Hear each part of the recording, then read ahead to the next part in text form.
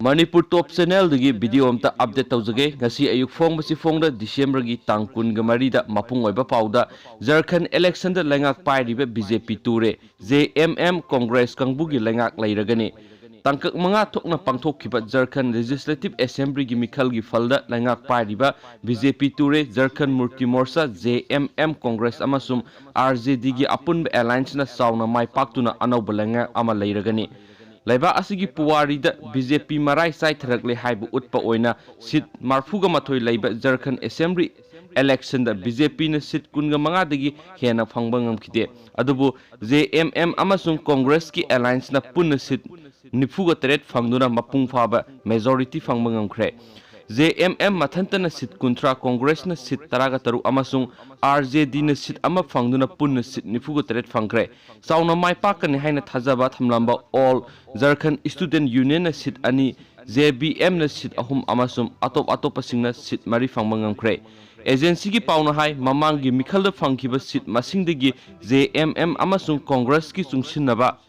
party na sit kungani thoi hengatpa ngamkhe aduga BJP na sit taragani thoi hantarakhi JTM na sit manga hantakhi AJSU na sit ahum amasum atop na sit ani hantakhi matam amada India pumbada BJP na sada hundraga mathoi lengak pairambadu hojikti sada marfuda haitharakhre maru oiba state kya maru BJP gi lengak tigi opposition gi kangbuna munkhre hojik BJP na lengak liba state sing adudi North East ki oina Arunachal Pradesh Assam Manipur Tripura ni aduga atai state singina Goa Gujarat Haryana Himachal Pradesh Karnataka Uttarakhand amasum Uttar Pradesh khaktamak ngai haure haina pau osina makatari